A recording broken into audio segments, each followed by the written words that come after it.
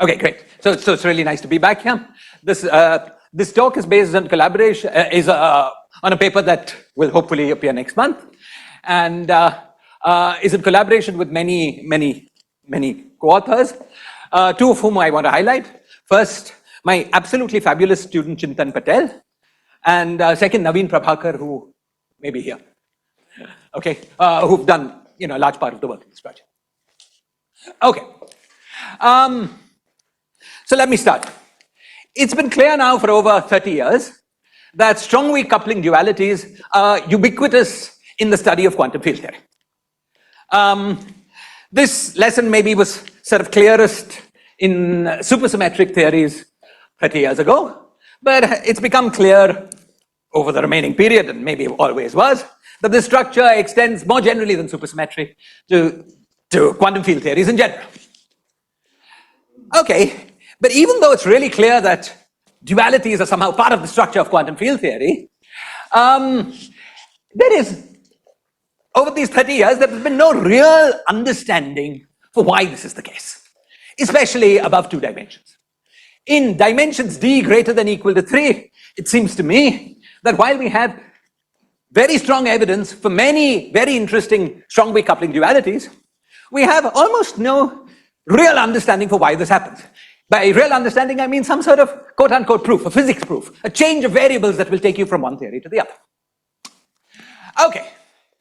Now, the situation here is better with topological field theories. Okay? So let's take an example. Let's consider pure Chern-Simons theories. Pure Chern-Simons theories in 2 + 1 dimensions. Now, it's well known that pure Chern-Simons theories enjoy invariance under a sort of level rank duality. One that exchanges, so if you look at UN level K Chern-Simons theory, a duality that exchanges K and N. Okay, this is well known and in some way very well understood. So it's a duality that has been derived. Okay, this level rank duality is a sort of strong-weak coupling duality because it flips the 't Hooft coupling. The 't Hooft coupling in a Chern-Simons theory is N over K. And so gets flipped when K and N get reversed. So this is an example of a strong-weak coupling duality, and is a well-understood duality, but in a sort of topological setting. Now, topological field theories are different from real quantum field theories. They lack propagating degrees of freedom. So you might think, well, okay, you understand something in the topological field theory, that's nice, but it's disconnectedly different from understanding this similar kind of phenomenon in a quantum field theory. Okay? So you might feel that though we understand these dualities in these topological field theories, that doesn't very much help us in our quest to understand these dualities in real propagating quantum field theories. However, in this particular example, that's not quite the case. Over the last 12 or 13 years, there's been a large amount of evidence for a new kind of duality in Chern-Simons theories involving matter fields. Okay, and very roughly speaking, one example of one such duality is you take UN Chern-Simons theory to level K and couple it to bosons, and you get the same theory if you take UK Chern-Simons theory at level N and couple it to fermions. The details will not be very important for this talk. Okay, now the point of this is the following. These dualities of Chern-Simons theory with matter are correct for all masses of these matter fields. So in particular, you can take matter fields and mass them up. And when you make these matter fields very massive, at any reasonable energy, this physical duality, the duality in the physical theory, reduces to the duality in the topological theory. Because all that you've got left when you make the matter very massive is the topological pure Chern-Simons theory. So these dualities have a sort of one parameter deformation, namely the mass of the fields, which allow you to interpolate between dualities in conformal field theories and dualities in topological field theories. Okay, so that's sort of nice. That's sort of nice. It feels that at least one very small corner of this physical duality we understand well because we understand it in this topological setting. But it's still a little unsatisfying because we understand it only in the topological setting, where things are not moving around. Okay? So you could ask, can you do a little bit better? Can you use your can you extend your understanding of this topological field theory duality to a setting where things are moving around? And we're going to be very unambitious in this talk. We're going to have things move around only very slowly in a manner that I will explain to you in 2 minutes. Okay, so the goal of this talk is to give you a sort of proof or understanding of this physical duality in a particular low energy sector. A low energy sector that is very tame, but less tame than being just dealing with the topological sector. Okay, so let me explain the low energy sector I'll be working in. What I'll be doing is looking at, okay, so the theory I'm considering is matter coupled to Chern-Simons theory. The Chern-Simons theory has no propagating degrees of freedom. This is why it's a topological theory. Okay? What I'm going to be doing is taking this theory in a state where there are some number of matter excitations. Let's say 6 matter excitations. Okay? Let's say these matter excitations have masses m1, m2 to m6.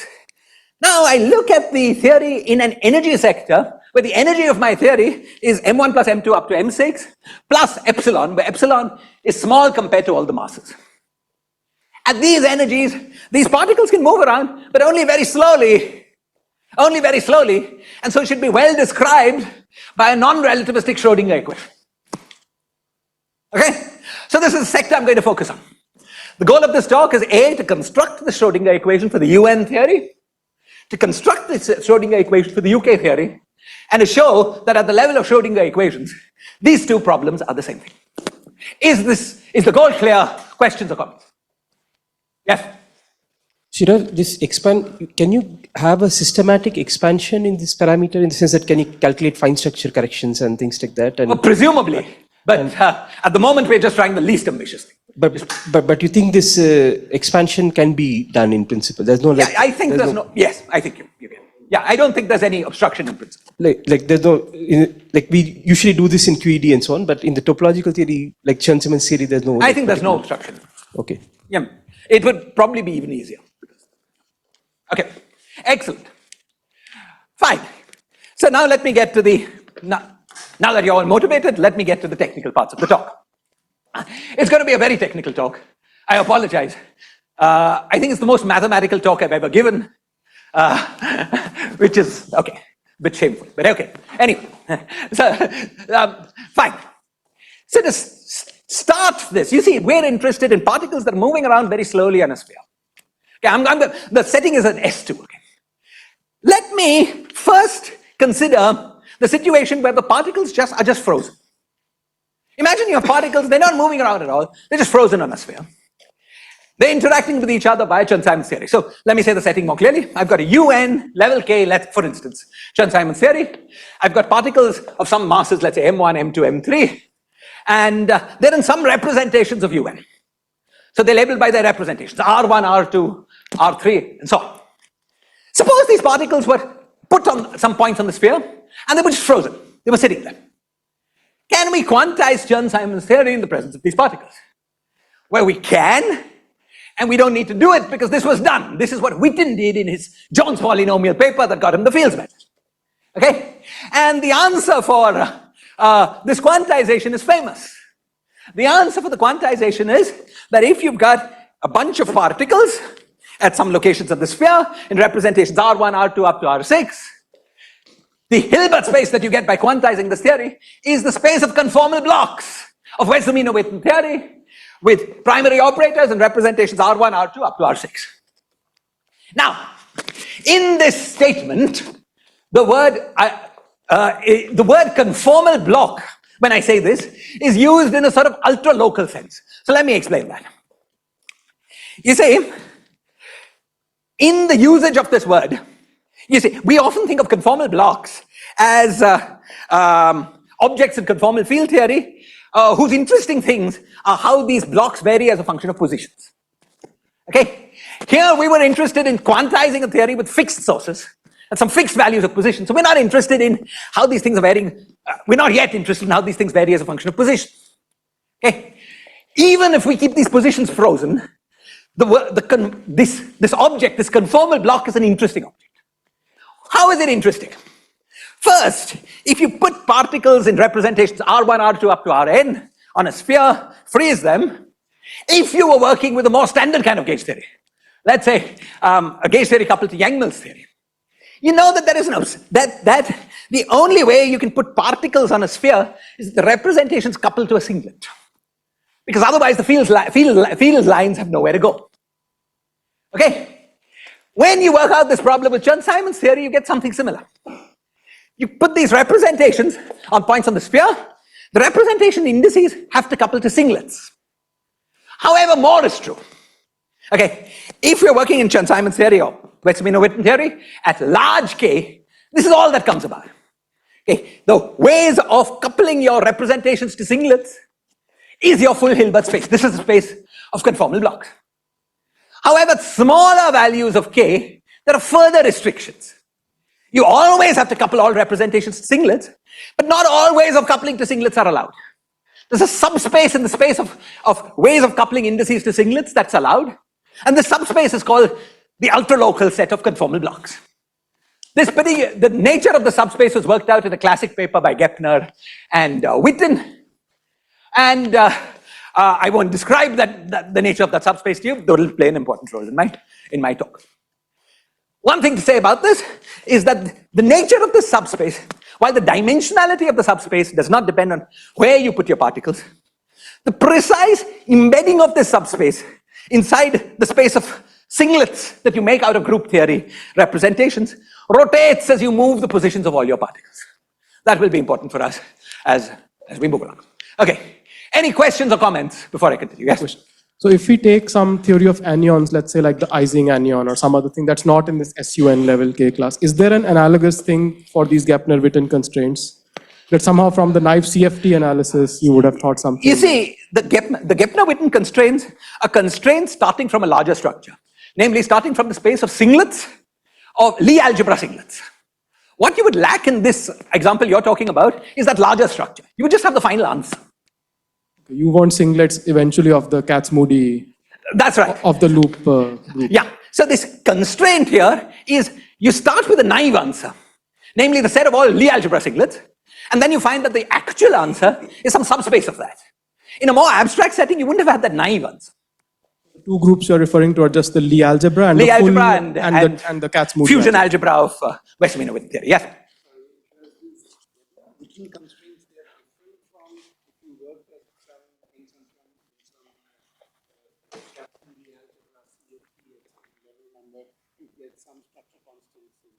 It's just those. It's just those. So one thing you're familiar with is that when you couple spins J1, J2, J3 in SU2 at level K, you cannot get a singlet if J1 plus J2 plus J3 is larger than K. Okay, so that's the same part of this. You see, there's a smaller number of allowed structures. Other questions or comments? I know this is a very technical talk. Please ask questions. Yes.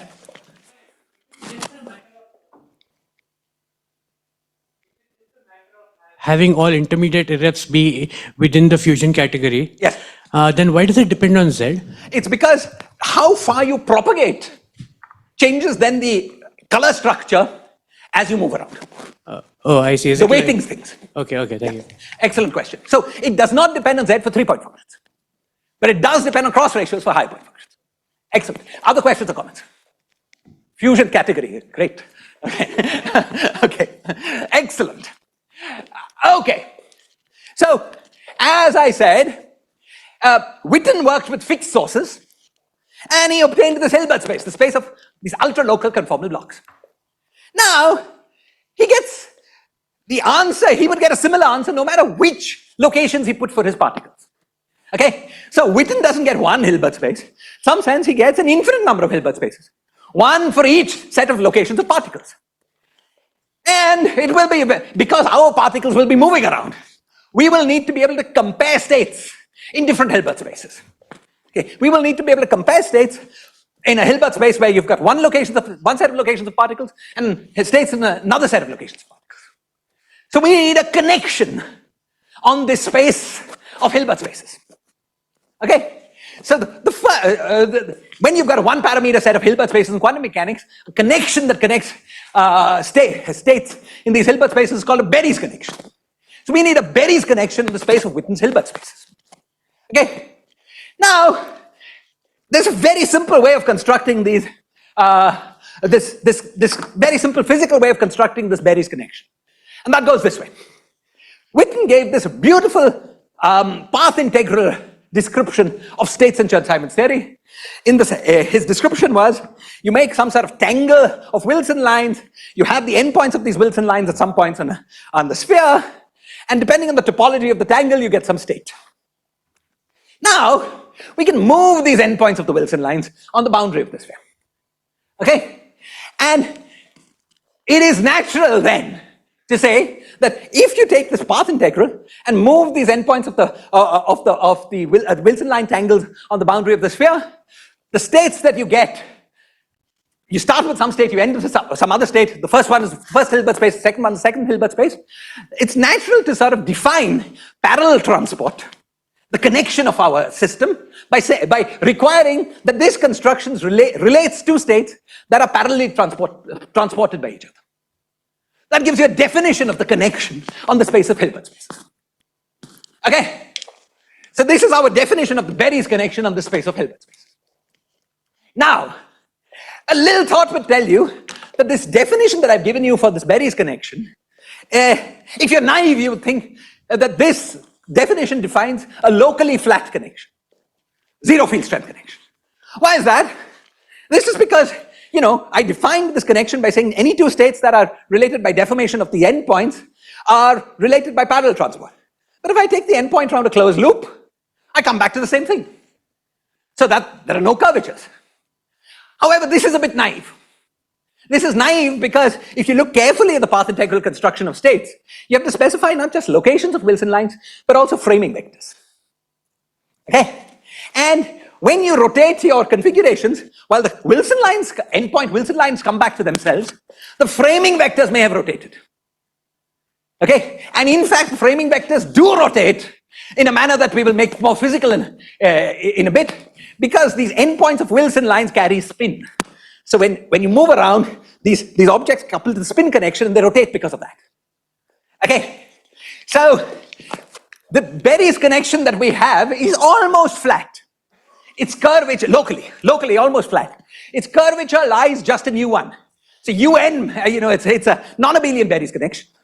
The curvature lies only in U1, and the curvature is given entirely by a physical consideration. It's the spin of the particle times the spin connection.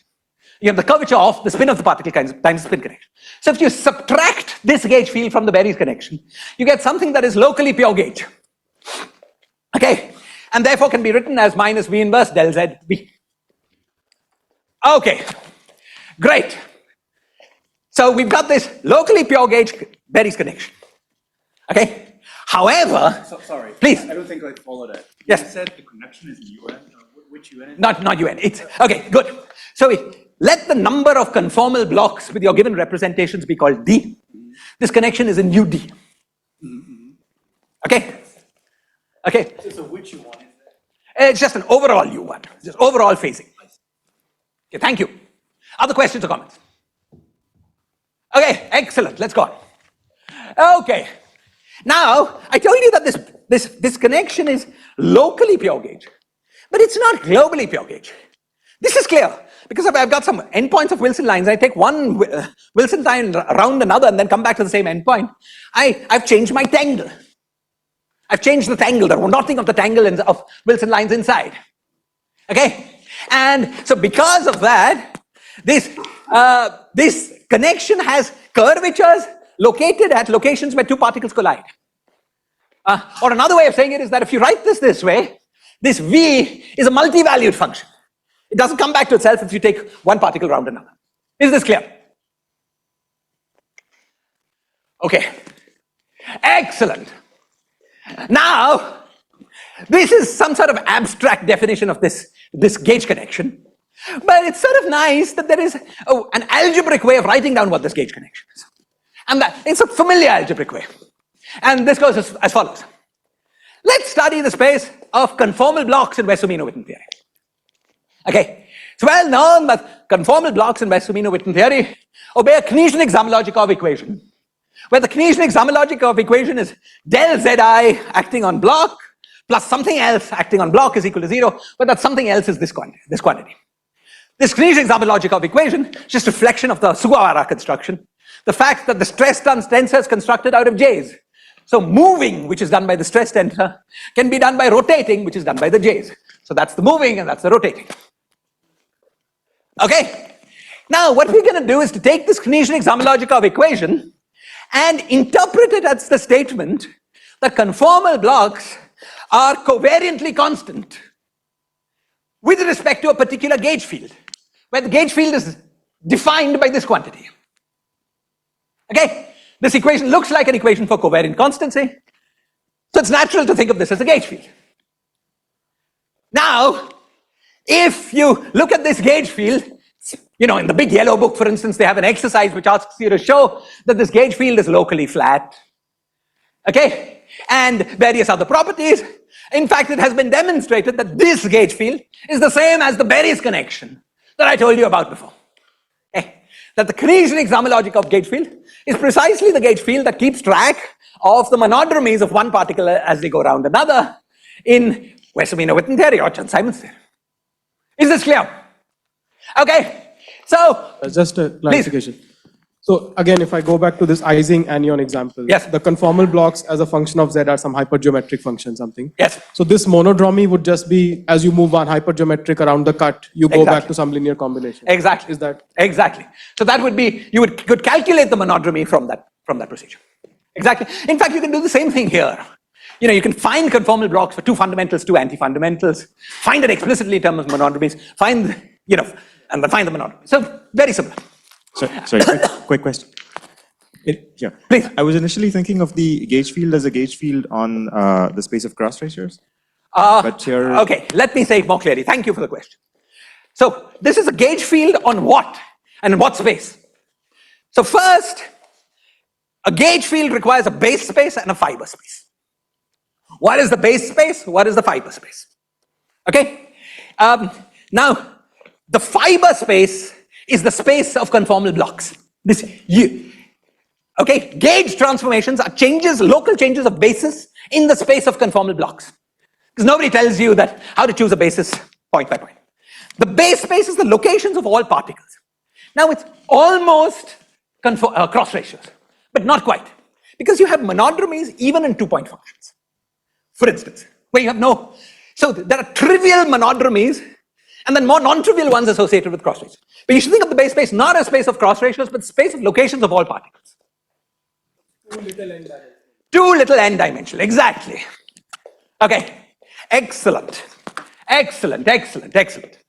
Okay, and notice that the usual use of Canesian Zamolodchikov equations is to define conformal blocks, holomorphic conformal blocks, that by definition, with our definition of this Canesian Zamolodchikov gauge field, are covariantly constant under our gauge field. Okay? Excellent. Now, let me also, just continuing with Witten, okay, nothing new yet.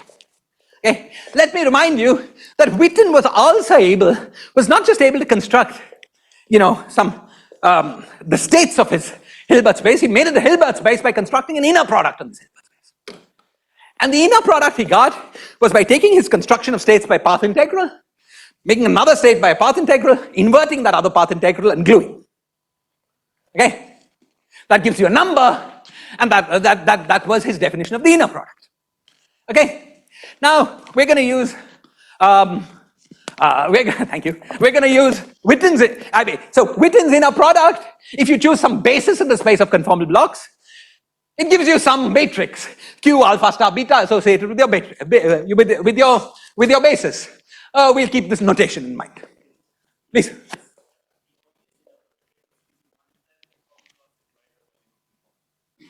Multiply conformal blocks. You want a number. You have to. You want a number. You want to be able to contract indices somehow also. You know, let me say it more clearly. Suppose we take K very large. Then this is just the inner product in Lie algebra. You've got a product of Lie algebra representations, another product of Lie algebra representations. You just take the Lie algebra inner product piece by piece. And this is a deformation of that inner product. So this is a deformation of this, that thing, that position dependence is just given by this gluing procedure. So there's non-trivial position dependence. At k goes to infinity, the position dependence drops out. Okay, it's non-trivial in a particle. Okay, excellent. Please. So if you started from the original theory where you had matter fields, yes. So does it matter whether, for example, is it fermions or bosons and so on? Is it? Okay, most of this description will be insensitive to that. Fermions or bosons will come in whether our wave functions obey Bose statistics or Fermi statistics. And you will see there'll be an interplay with that. Hang on for that. Also in your spin connection. Also in the spin connection. Thank you. Hang on, both these things. Yeah. Okay, excellent. Now, finally, we're going away from Witten. Okay, all we've been doing is reviewing Witten for the last 15 minutes. Let's grow up. Okay, so now what we want to do is to let our particles move around. Okay, now that is, you see, what we have is now our particles can be not at fixed locations, don't have to be at fixed locations, be anywhere. So clearly our Hilbert space is like the union of Witten's Hilbert spaces, one for each location of particles. Okay, another way of saying it is that a state in a Hilbert space is psi alpha of z. Z is the collection of all locations, times I alpha of z, where I alpha is this basis vector we've chosen, the space of conformal blocks. Okay, but this quantity gives us our states in a Hilbert space. So let's say this, let's pretend to be sophisticated people. Say this sophisticatedly. Our states in our Hilbert space are sections of a bundle. The fiber in that bundle is the space of conformal blocks. The base space in that bundle is the locations of all particles. And the gauge transformation in the bundle is the freedom you have to change basis in the space in your basis of conformal blocks, location by location. Okay? That's our Hilbert space. Great. These are gauge transformations, local changes of basis in the space of conformal blocks. Fantastic. Now, since we've got this section space, we need a covariant derivative. We'll need a covariant derivative because we will be making our Hamiltonian in the space out of derivatives. It has to be covariant, otherwise it makes no sense. It depends on your choice of basis. We need a covariant derivative. So a covariant derivative is defined by derivative plus the Canesian examologica of gauge field plus the connection, the coupling of the spin of each of our particles to the spin connection. Okay. Now, what is the spin of the particles? This is a sort of important point. You see, let's suppose I started with spin 0 bosons. You might think that means spin of our particles is 0. But that's wrong. Okay? Turns out that when you take a lump of charge and put it in Chern-Simons theory, just as a consequence of the fact that you have charge in Chern-Simons theory, that endows that lump with some spin. It's a little like E cross B stuff in 4 dimensions. Okay? And you can do a Noether charge calculation and compute what that spin is. And you find that the spin is exactly HI. Namely, since let me say what HI is again, you've got some representation. Associated with that representation is a primary operator in Wess-Zumino-Witten theory. That primary operator in Wess-Zumino-Witten theory has a scaling dimension C2R by 2 kappa. You know, the usual formula. And that quantity turns out to be the spin of our particle. You can check this in various ways. First, it's more or less implicit in Witten's construction. He has this formula somewhere in the language of framing vectors in his paper. Second, you can check it more physically by, like I said, by putting a lump of stuff into Chern-Simons theory, doing a Noether charge calculation, and computing the spin. Okay? So the total spin of our particles is the intrinsic spin, whatever you started out life with. Half if you were a spin half fermion, 0 if you were a boson, 1 if you were a gauge, a spin 1 object, plus the part that comes from the 10 minutes. The basic spin that you get because you're coupling the Chern-Simons. And this is really important. It's really important because this gauge connection only makes sense if in any U1 factor, in like overall U1 factors of this gauge connection, all fluxes are integer multiples of 2 pi. And the Canesian examologica of connection doesn't have this property. This quantity doesn't have this property because these spins are some fractional objects, but the combination of the two does. So this theory would not have been right or wrong, it would have been nonsensical without both the spin and the conditioning sum logic of that. Okay, great. All clear? Questions, comments? Let's move. Is there a MI in the Dirac? Why was that? Because Dirac fields have spin determined by their mass. You mean sign of M or? Sign of M. Did I say M? Sorry, sign of M. Okay. In fact, minus sign of. Okay. Actually, there's in my conventions, minus sine mi by 2. Thank you. Yeah, thank you. Okay. Okay. Great. Now we've got this basic setup. We've got a Hilbert space, but we still need to understand dynamics in this Hilbert space. Okay, how do we move? How do we do that? How do we do that? Well, you might think this is a complicated question, right? I mean, you've got some field theory, it flows down to very low energies, you've got to solve the RG flow. How can you just, from general grounds, understand what the low energy dynamics is? But you can understand this actually on very general grounds. Very simply, for the following reason. Let's say I've got this field theory in the UV, it has particles of mass m. This field theory might be complicated, might have other than Chern-Simons interactions, contact interactions, like phi to the 4 term.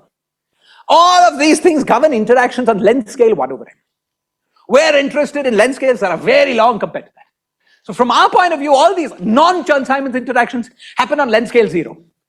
Now, it's a general fact of quantum mechanics that any length scale interaction that happens on length scale 0 can be dealt with by modifying boundary conditions on wave functions when two particles come together. So we're going to deal with boundary conditions, but let's put that aside in your mind. Or apart from these other things, apart from these boundary conditions, all we need to do is worry about interactions with Chern-Simons. Now, it's this wonderful thing about Chern-Simons that Chern-Simons gauge theory has the equation of motion is 2 pi k flux is equal to minus star j. This tells you that the flux created because of interaction with Chern-Simons with a particle is non-zero only where the particle is. Okay, so it's 0 where there's no particle. Which means that as for local motion, as far as local motion is concerned, particles behave as if they're free. They see this Chern-Simons interaction only when they go around another particle. Okay? This is a fact that we call the Chern-Simons equivalence principle. The quantum mechanics we have should, in an appropriate gauge, reduce to free particle propagation in local regions.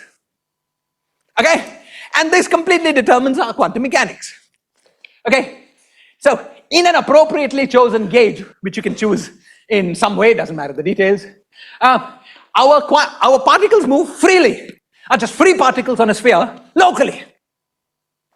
Okay? And this is actually the gauge in which, you see, I've already told you that the gauge field can be set to 0 locally because it's a locally pure gauge. So, in the gauge in which the gauge field is 0 locally, particles behave free. This is a distinguished gauge that helps you to sort of set up the equations of motion, but then once you have them, you make the equations of motion gauge invariant. You use it as a crutch, very much like Einstein's elevator in general relativity. Please go on.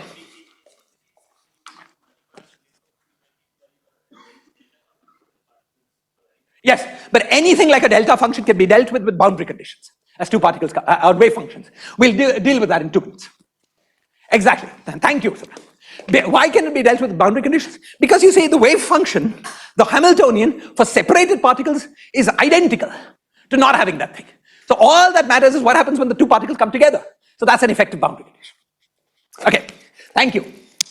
Okay, excellent. So in the gauge in which A is 0, we've just got free particle motion. Yes, please go ahead. Question. Please. Since this UN Chern-Simons theory has a cubic term, the equation of motion is not imposed at the level of a delta function in the path integral. Okay. So why are you using that? Okay. This question is beyond my pay grade. I'm assuming that works. Okay. Okay, good question. I should answer you more seriously. Why are we using that, the field strength? You see, renormalization effects typically tend to change K to kappa. Yeah, that effect we'll take into account. I don't think anything else happens in Chern-Simons theory. See, because all the Chern-Simons theory is imposing monodromies. as you go around. That is, I think, an exact statement. I guess it's not simple to see it just from this equation of motion. It's not simple to see it just from this equation of motion. I agree. You see, another way of saying it is it's always possible to choose a gauge in Schoenstein's theory, this light cone gauge, where the cubic term goes to 0. And in that gauge, it becomes pretty clear.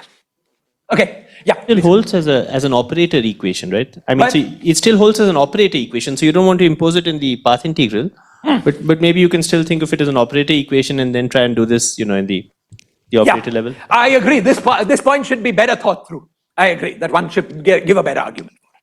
I agree with that. Yes, please go on.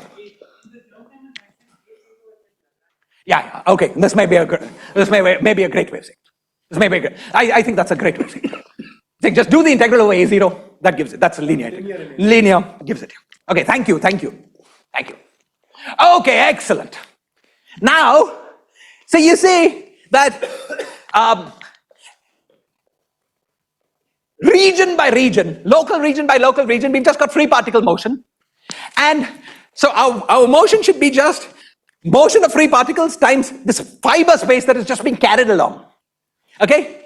And implementing that constraint, well, okay, I'm going to have to hurry as carefully as you can. You find a formula for the inner product on the section space, which basically region by region reduces to what you wanted it to be. This Witten's inner product, region by region, and then the usual inner product on position space.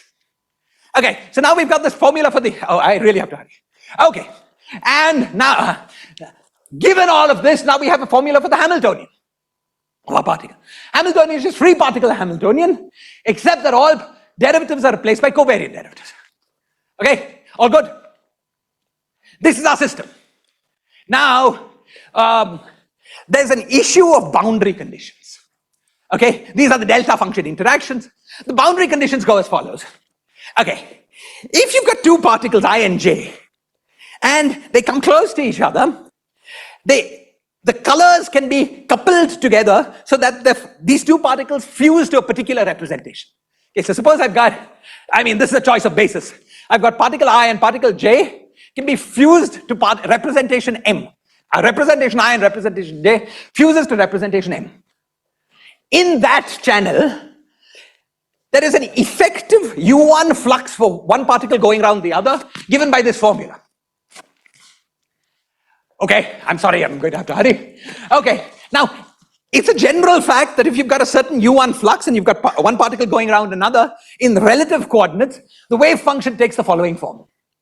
Okay, general solution of the Schrodinger equation in the region where one particle is very near the other, takes this following form, where you have e to the power I n plus nu. Angular momentum is quantized not in units of n but n plus nu effectively. And when that happens, the r dependencies are r to the power n plus nu and 1 over r to the power n plus nu. These are the possible allowed r dependencies. Now, for n not equal to 0, we are always assuming nu goes between 0 and 1. When n is not equal to 0, having bn non-zero violates the square integrability of a wave function. So those bn's are just set to 0. For n equals 0, on the other hand, it turns out that square integrability is okay for any value of a and b. But the Hamiltonian I wrote down can be shown to be Hermitian when because of boundary terms, only if the ratio of a and b is the same for all wave functions in your problem. You specify a ratio once and for all, that's part of the specification of your Hilbert space. This, Suvrat, is the boundary condition that encodes all the interaction effects. All the interaction effects here. It's a unique self-adjoint boundary condition in this problem. Okay, and notice that this ratio of a and b is a dimension full parameter because r carries dimension. And if you assume, though you don't have to, that this dimension full coefficient is set by the mass in your original problem, then you can show that in that approximation, only an is non-zero because the other guy is much smaller. Okay, it's like there's an RG flow stable fixed point to the space of boundary conditions, namely Bn equals 0. But we don't, for the work we're doing, we don't need to assume. So yeah, 3 minutes maybe. Okay, great. Okay, excellent.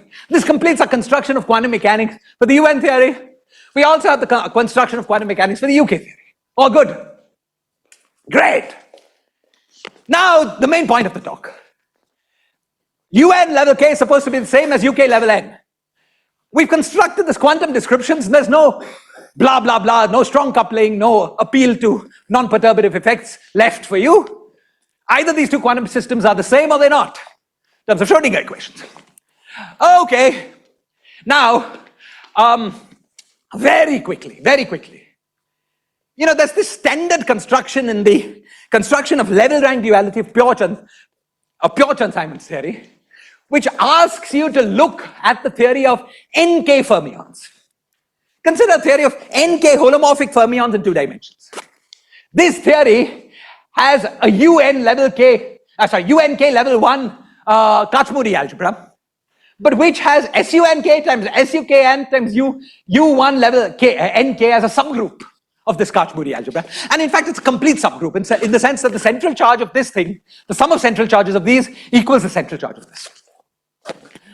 Okay, because of that, if you look at some conformal block of UNK level 1, and a conformal block there is just a fancy way of saying some correlation function in the theory of NK fermions.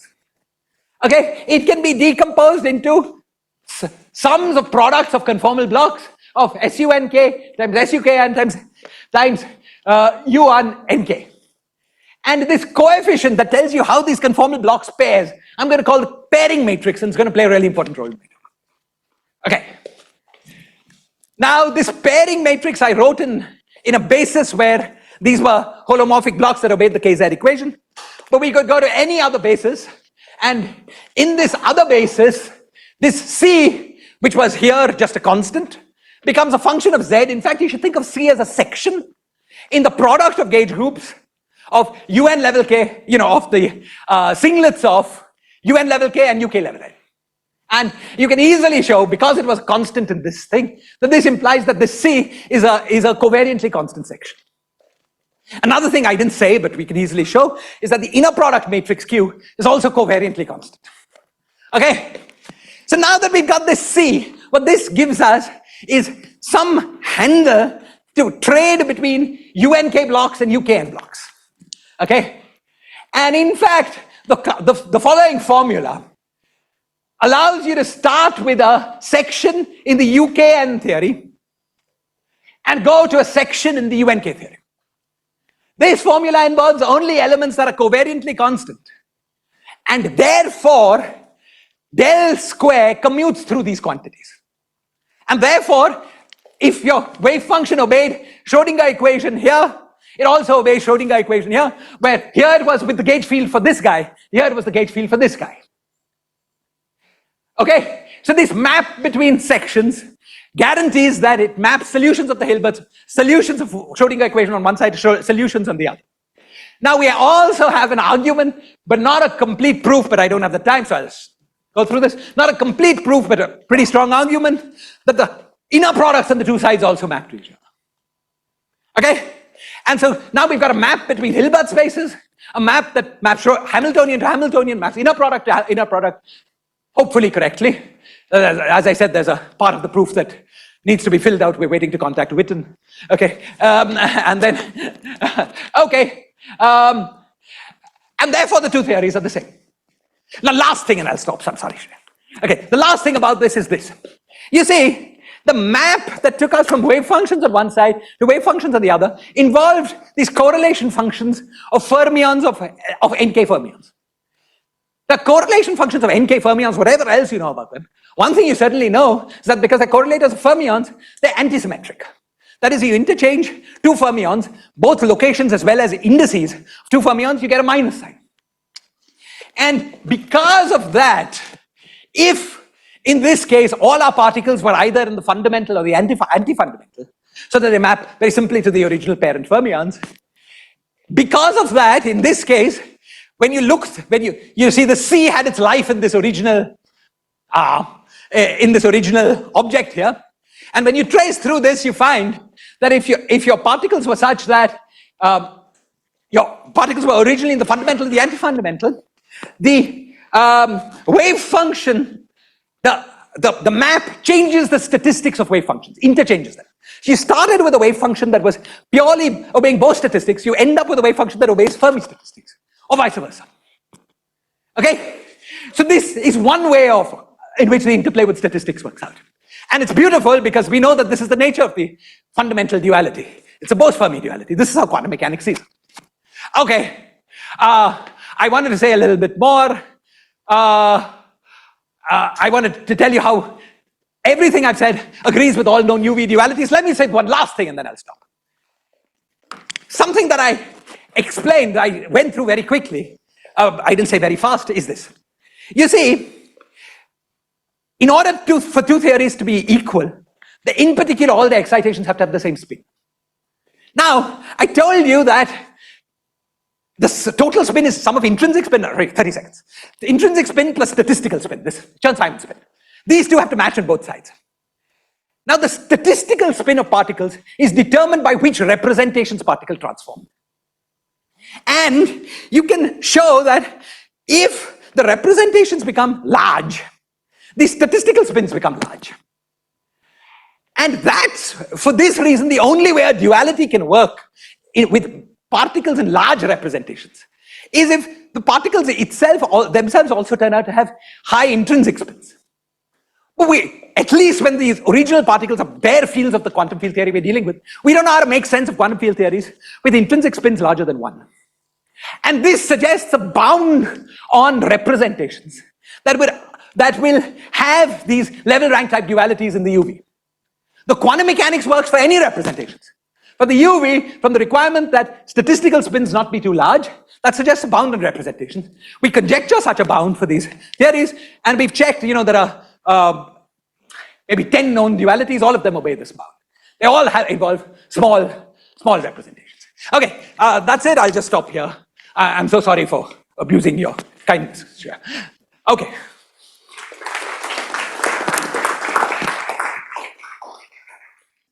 Last point which Yes. you raised. Yes. That in the UV it's like a field theory, and we don't know how to make sense of higher spin things. At least when they're fundamental, meaning they're part of the path integral. Right. And so that thing does not have any remnant as you go into the IR? Okay, excellent point. Well, maybe there is something we've not seen. The only thing we've seen is that it requires these intrinsic spins to be large. Yeah. So I suppose in your language, we have not seen any remnant of that in the IR. From point of view of the non-relativistic theory, dealing with spin 20 is no problem. Of course, yeah. Yeah. But maybe there's something we've missed there. Sorry. It means inner product or what? Inner product. You define, like higher spin theories as the level rank duals of lower intrinsic spins with high representation, big representations.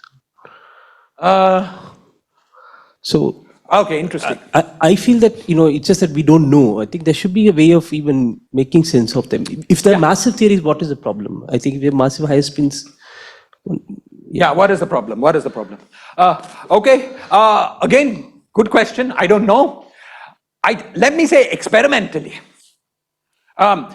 If you want a duality with a Lagrangian on this side and a Lagrangian on that side, all the conjectures have dealt with representations like fundamental, symmetric, antisymmetric, adjoint, bifundamental, that kind. And they all fall within this bound. So maybe there's something you can do further. Okay, I'll just leave it at that. Are only probably known For these kind of just things. Few things, these representations. Yeah. So if you want to think of, like Sandip says, you want to think of this quantum field theory as defined as a flow from a CFT. The flow is like the mass deformation. Then you want the CFT to be well defined. We don't really know how to do that, but I don't know how to do that. Yeah. Okay. Other questions? Great. If there are no further questions, then let's go for the coffee break. And thanks, Shiraz, again.